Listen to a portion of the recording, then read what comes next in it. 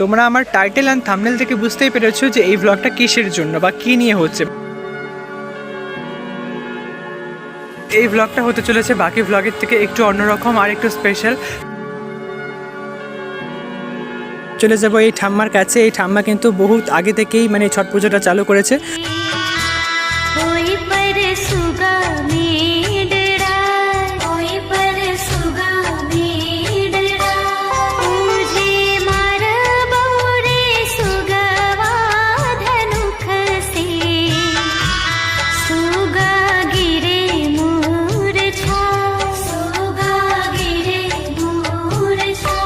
তো চলো ব্লগটা প্রথম থেকে শুরু করা যাক, যেখান থেকে আমাদের ছট পুজো মেন শুরু হয়েছিল। তো তারপরে তোমাদের সাথে আমি কথা বলিয়ে দেবো যারা ছট পুজো অলরেডি করেছে, এত বছর থেকে করে এসেছে, তারা কি কি নিয়ম মেনে করলো এই ছট পুজো, আর কত বছর থেকে করলো, আরও অনেক প্রশ্নের তাদের কাছে আমি জিজ্ঞেস করে নেবো। তো চলো ব্লগটা প্রথম থেকে শুরু করা যাক। So hello guys, welcome back to my channel Sumit Das Sulakar. তো আজকের এই ব্লগটা হতে চলেছে একটু স্পেশাল আর একটু ইউনিক, কারণ তোমাদেরকে আগের একটা ব্লগেই বলেছিলাম যে আমার এখন থেকে কিছু ইউনিক আর স্পেশাল ব্লগ আসবে।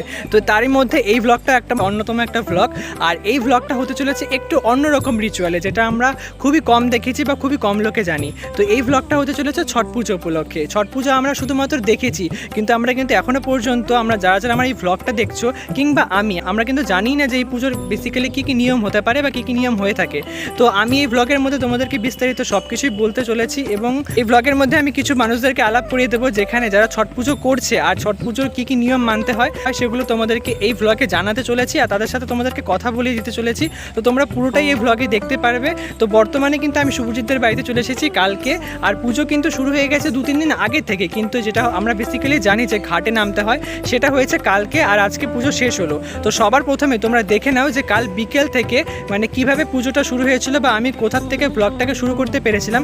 তো সবার প্রথমে চলে যাব কালকে যখন আমি শুভজিৎদের বাড়িতে এসেছিলাম। তো চলো ব্লগটা প্রথম থেকে শুরু করা যাক, যেখান থেকে আমাদের ছট পুজো মেন শুরু হয়েছিল। তো ব্লগটা প্রথম থেকে শুরু করছি। সো গাইস, ছট পুজোর প্রথম দিন শুভজিৎ আমাকে দুপুরের মধ্যে ওদের বাড়িতে পৌঁছে যেতে বলেছিল, কিন্তু আমি সময়ের মধ্যে চলে আসতে পারিনি। আর যেহেতু আমি সময়ের মধ্যে পৌঁছাতে পারিনি, আমি এসে দেখি ওরা কিন্তু অলরেডি কিন্তু ঘাটের জন্য বেরিয়ে গিয়েছিল। এখানে দেখতে পাচ্ছ উনি কিন্তু এখানে দণ্ডি কেটে কিন্তু আমাদের যেখানে ছট পুজো হবে সেই ঘাটের দিকে কিন্তু রওনা দিচ্ছিল। আর এই ছট পুজোর নিয়ম কিন্তু পুজোর অনেকদিন আগে থেকে শুরু হয়ে যায়। উনি কিন্তু এই দণ্ডি কাটাটা কিন্তু ওনাদের বাড়ি থেকে শুরু করেছে। বাড়ি থেকে একদম যেখানে পুজো করবে সেই ঘাট অব্দি কিন্তু উনি দণ্ডি কেটে কেটে কিন্তু যাবে। তোমরা পুরো ব্লগটা দেখতে থাকো, আরো কি কি রিচুয়াল তোমাদেরকে দেখাতে পারে তোমরা অবশ্যই পুরো ব্লগটা দেখলেই বুঝতে পারবে। তো চলো তোমাদের সাথে দেখা হবে একবারে ছট পুজো যেই ঘাটে হবে সেই ঘাটে গিয়ে।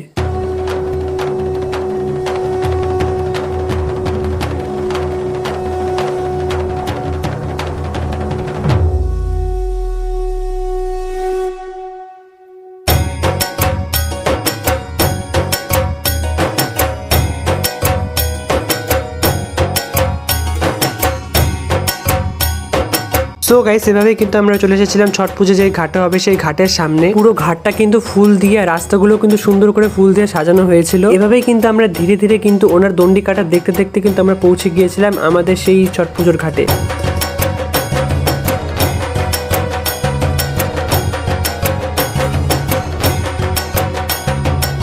তারপরে চলে এসে আমরা সেই ঘাটে, আর সেই ঘাটটা দেখতেই পাচ্ছ সত্যি কিন্তু খুবই সুন্দর করে ফুল দিয়ে সাজানো হয়েছিল। আর হ্যাঁ, তোমাদেরকে জানিয়ে রাখি আমি ভয়েস ওভার এর জন্যই দিচ্ছি কারণ ওখানে প্রচুর গান বাজছিল, আমি কিন্তু সেখানে কিন্তু ক্যামেরার সামনে এসে কথাই বলতে পারছিলাম না। ঘাটের অনেকটা জায়গা জুড়ে কিন্তু ছট পুজো কিন্তু করা হয় প্রত্যেকবারই। তো চলো এবার তোমাদের সকলকে আমাদের এই ছট মায়ের যে মূর্তিটা আছে এখানে সুন্দর করে কিন্তু বানানো হয়েছে, তো চলো তোমাদেরকে সেটা দেখাবো।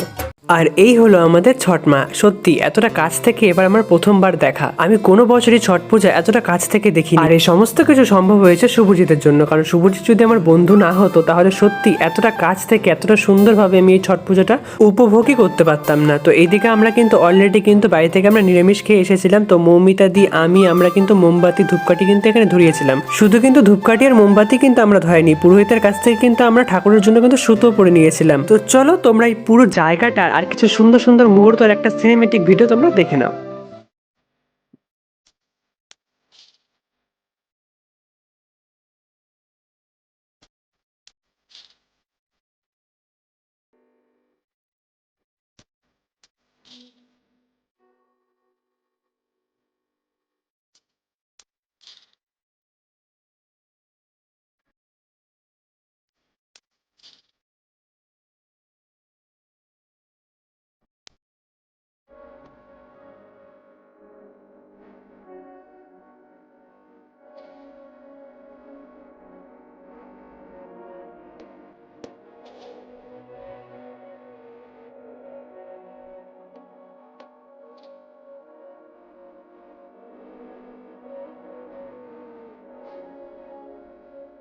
হিন্দু ধর্মের সব থেকে কঠিনতম ব্রত হচ্ছে ছট পূজা। আর এই ব্রত বা এই ছট পূজাটি 4 দিন ধরে পালন করা হয়। এই ব্রত বা পূজাটি সব থেকে প্রাচীনতম এবং কঠিন মানা হয়। এই পুজোতে টানা 36 ঘন্টা উপোস থাকতে হয়। এই পুজোটি কার্তিক মাসের শুক্লপক্ষে ষষ্ঠী তিথিতে আয়োজিত হয়। ছট পুজো হলো সূর্যদেবের পুজো এবং তার সাথে গঙ্গা দেবী ও অন্নপূর্ণা দেবীরও পুজো হয়। এখানে ছটি মায়েরও পুজো হয়, আর ছটি মা হলেন সূর্যদেবের স্ত্রী। এই পুজো কোনো বছরে অঘ্রাণ মাসও হয়ে থাকে। উত্তর ভারতে বিশেষ করে বিহার, ঝাড়খণ্ড, উত্তরপ্রদেশের সবচেয়ে জনপ্রিয় হয়ে থাকে এই ছট পুজোটি। আর হ্যাঁ, এই পুজোতে কিন্তু কোনো রকমের পুরোহিতের প্রয়োজন হয় না। আর এই পুজোটি শুরু হয়ে থাকে কার্তিক মাসের শুক্লপক্ষের চতুর্থ তিথি থেকে। সেই দিন হয়ে থাকে পুজোর প্রথম দিন।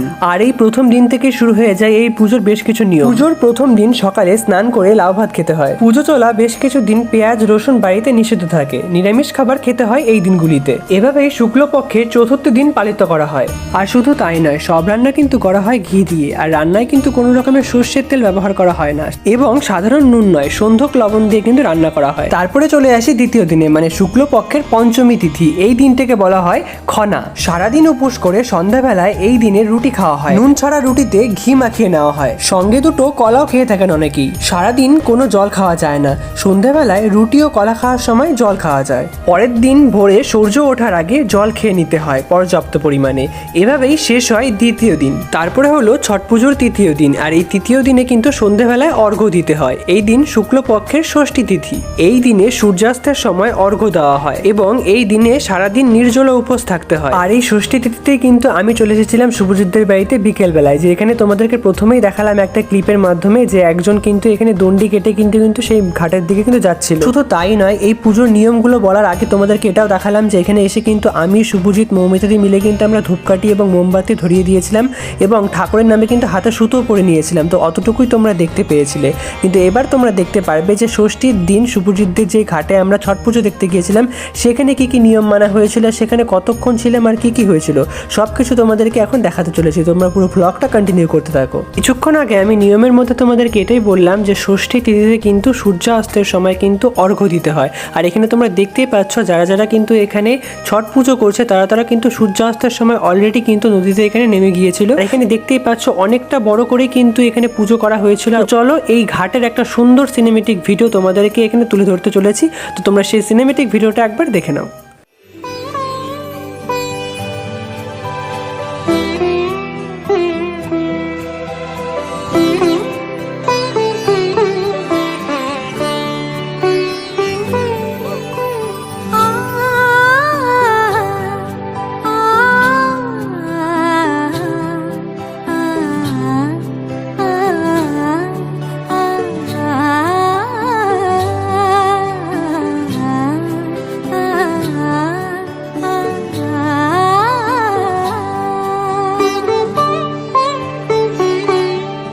উৎসবের অঙ্গনে আজ সবার আমন্ত্রণ।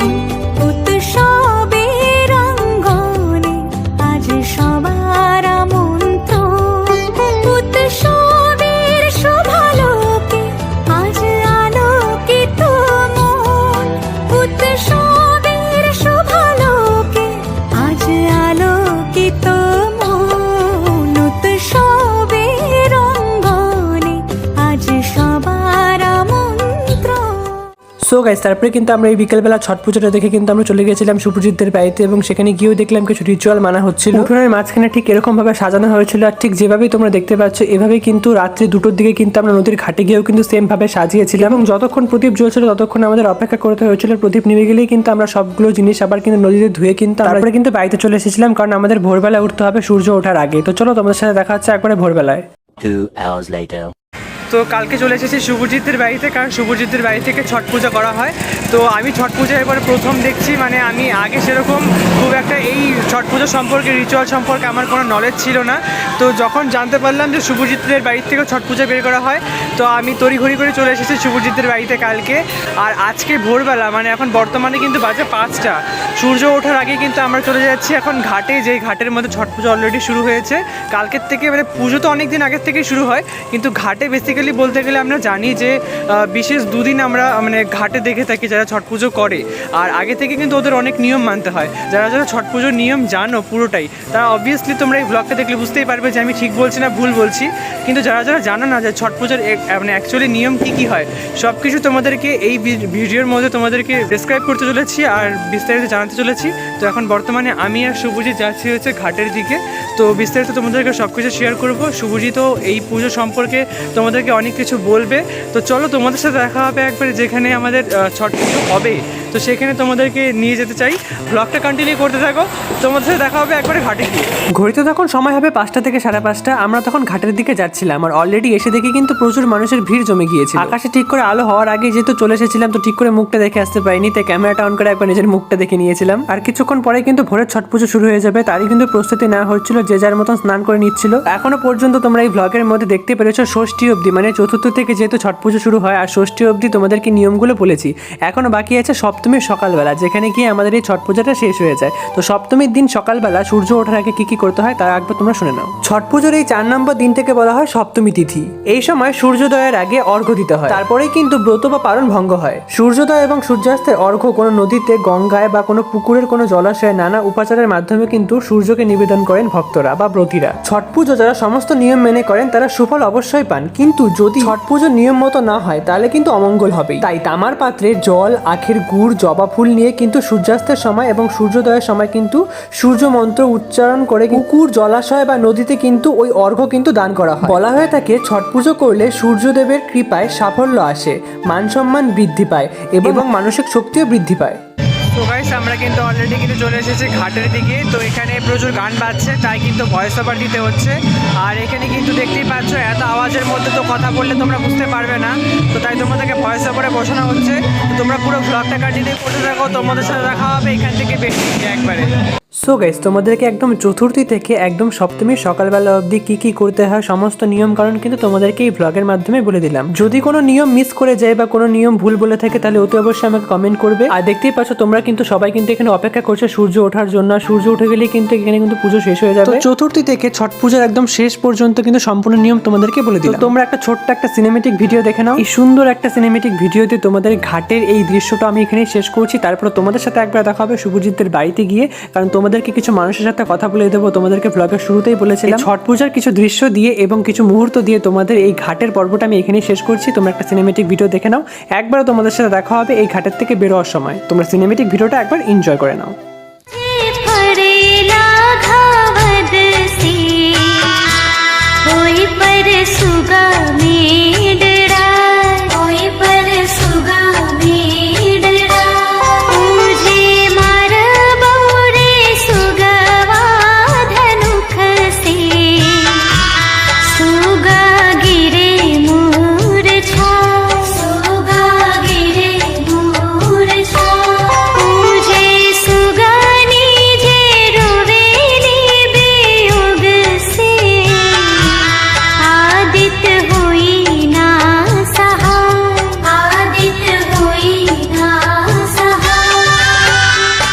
সো গাইস, পুজো শেষ। এখন আমরা চলে যাচ্ছি শুভজিৎদের বাড়িতে, কারণ আমাদের পুজোর সব কাজ শেষ, ঘাটের সব কাজ শেষ। এখন আমরা সবাই মিলে চলে যাচ্ছি শুভজিৎদের বাড়িতে। তো শুভজিৎদের বাড়িতে গিয়ে কিন্তু রেস্ট নিয়ে খাওয়া দাওয়া করে কিন্তু তোমাদেরকে কিছু মানুষের সাথে তোমাদেরকে কিন্তু আলাপ করিয়ে দেবো। তো চলো তোমাদের সাথে একবার দেখা হবে শুভজিৎদের বাড়িতে গিয়ে।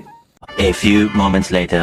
তো বর্তমানে আমি আছি শুভজিৎদের বাড়িতে। আর যেহেতু আমি প্রথম দেখলাম এতটা কাছ থেকে এই ছট পুজো, কারণ আমি ছোটোবেলায় মার সাথে হয়তো একবার দুবার ছট পুজো দেখতে গিয়েছিলাম, বাট এতটা কাছ থেকে আমার প্রথম দেখা। আর শুভজিতের যে ঠাম্মা আছে, তো তিনি অনেক আগে থেকে এই পুজোটা মানে চালিয়ে এসেছে।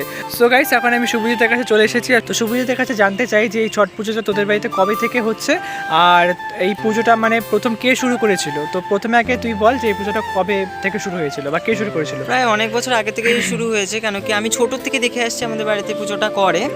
আগে তো যখন ঠাম্মা আলিপুরদুয়ারে থাকতো, সেই আলিপুরদুয়ার থেকে পুজোটা স্টার্ট হয়েছে, তারপর ধূপগুড়িতে শিফট হওয়ার পর থেকে ধূপগুড়িতেই চলে আসছে। সো গাইস আমি চলে এসেছি, যেটা বললাম তোমাদেরকে, শুভজিৎদের বাড়িতে চলে এসেছি এই ছট পুজো উপলক্ষে। তো এখন আমি চলে যাব এই ঠাম্মার কাছে। এই ঠাম্মা কিন্তু বহুত আগে থেকেই মানে এই ছট পুজোটা চালু করেছে। তো ঠাম্মা, কত বছর হয়ে গেল এই পুজোটার? অন্তত 30-45 বছরই হলো। 40 বছর হয়ে গেল। এই পুজোটা কে শুরু করেছিল প্রথমে? মেয়ে শুরু করেছিল। মানে কোনো মানে রিজন ছিল নাকি মানসিক ছিল? ও মানসিকই মতোই ছিল। আর ঠাম্মা, এই পুজোর কি কি নিয়ম করতে হয়, মানে কি কি করতে হয়? আগে থেকে কাপড় চোপড় ধুতে হয়, সব নিয়ম নিষ্ঠা করতে হয়। আচ্ছা। তারপরে খেতে হয় লাউ ভাত, পরের দিন আচ্ছা। খেতে হয় পায়েস রুটি, তারপরের দিন যেতে হয় ঘাটে, আর তারপরের দিন ভোরবেলা যাবে ঘাটে। ঘাট থেকে এসে তারপরে উপাস ভাঙতে হয়। আচ্ছা, কতদিন মানতে হয়, মানে নিয়মটা কতদিন চলে? 3 দিন। মানে তাও এখনো পর্যন্ত তাও তোমরা কত বছর করলে, মানে এখন কত বছর হয়ে গেল পুজোর? এই তো 40 বছরই কাছাকাছি। 40 বছর হয়ে গেল। আর হচ্ছে মানে এই পুজোটার এক্স্যাক্টলি মানে ঠাকুর তো বলি আমরা ছট ঠাকুর, তাই তো? হ্যাঁ, ওটা সূর্য ঠাকুরই বলে। সূর্য ঠাকুরই বলে তো। আমাদের বাঙালি বলে সূর্য, আর ওদের মধ্যে বলে ছট। আচ্ছা, এই পুজোর এমনি কি কোনো রহস্য তোমার জানা আছে, বা এই হ্যাঁ, পুজোটা ওই মানুষের মানা চিনা করলে ফলে। ফলে? হ্যাঁ, কেউ বাচ্চা কাছে হচ্ছে না, কেউ বিপদে পড়ছে, মানলে সেটা মানে এরকমটা হয় নিশ্চিত, যে যেটা মানুষ করে সেটা হয়। হ্যাঁ, আর অনেকে গন্ডি কাটে। আচ্ছা, আর তোমার প্রথম একদিন সন্ধ্যা মানে যেটা সূর্য অস্ত যাওয়ার সময় তোমার পুজো শুরু হয় আর পরের দিন শেষ হয়। হ্যাঁ। আর এর আগে মানে কি খেতে হয় কি না খেতে হয়? ওই যে লাউ ভাত লাউ ভাত। প্রথম দিন, আচ্ছা। আর দ্বিতীয় দিন পায়েস রুটি, তারপর দিন সারাদিন উপাস, রাত্রেবেলা ঠেকুয়া বানাবো, পরে ওই ঘাটে যাব, বিকালে ঘাটে যাবো, পরের দিন আবার সকালে যাবো। মানে আমরা তো জানি যে পুজো 2 দিন হয়, হ্যাঁ, আর 2 দিন আগে থেকে একদিন তোমার হয় লাউ ভাত আর একদিন হয় পায়েস রুটি। পায়েস রুটি। ওইটাই আর original। আচ্ছা, তারপরের দিন শুরু হয় সন্ধ্যেবেলার দিকে বা বিকেলবেলার দিকে ঘাটে, এইটুকুই হয়, হ্যাঁ। তাই তো? তো অনেক তো তোমার অভিজ্ঞতা হলো। হ্যাঁ। তো অনেক ভালো লাগলো তোমার কাছ থেকে এই ইনফরমেশন পেলাম। যারা হচ্ছে এই ভিডিওটা দেখছে তাদেরও অনেক কাজে লাগলো, যারা তো জানেই না এই নিয়মগুলো। না। তো তোমার কাছ থেকে এই ব্যাপারটা শুনে সবাই জানতে পারলো, বুঝতে পারলো। তো অনেক ধন্যবাদ। সো গাইস, পুজোর ওই 2 দিন সত্যি খুব ভালো কাটিয়েছে, খুব ভালো লেগেছে। আর অনেক মানুষের সাথে প্রথম আলাপ হয়েছিল, সবাই এতটা ভালো ছিল, সবাই শুভজিতের চেনা জানা ছিল, কিন্তু আমার খুবই ভালো লেগেছে সবার সাথে মিলেমিশে। সবাই আমরা একসাথে অনেক এনজয় করেছি, আর এগুলো সবই পসিবল হয়েছে শুভজিতের জন্য। আজকে শুভজিৎ না থাকলে, শুভজিৎ আমার বন্ধু না হলে হয়তো এত মজা করতে পারতাম না, বা এতটা কাছ থেকে ছট পুজো দেখতে পারতাম না, তো নিয়ম কারণে জানতে পারতাম না। আর আমি জানি এই ভ্লগটা দিতে তোমাদের অনেকটা দেরি হয়ে গেল, কারণ বর্তমান লাইফে এত কিছু চলছে, সেগুলো মানে এই ভ্লগে হয়তো তোমাদেরকে বলতে পারলাম না। নেক্সট ভ্লগে অবশ্যই জানাবো কেন আমার দেরি হচ্ছে ভ্লগগুলো দিতে, তার জন্য তোমাদেরকে এক্সট্রা করে একটা ভ্লগ দেবো। কিন্তু এই ভ্লগটা এই পর্যন্ত, দেখা হচ্ছে তোমাদের সাথে নেক্সট ভ্লগে। ততক্ষণ ভালো থাকো, সুস্থ থাকো। আর আউটরো নেওয়ার সময় পাইনি, তাই এইভাবেই তোমাদেরকে বলছি যে এই ভ্লগটা এই পর্যন্ত, দেখা হচ্ছে নেক্সট ভ্লগটা কেমন লাগলো অবশ্যই তোমরা কমেন্টে জানাবে। দেখা হচ্ছে নেক্সট ভ্লগে, ততক্ষণ ভালো থাকো, সুস্থ থাকো, টাটা।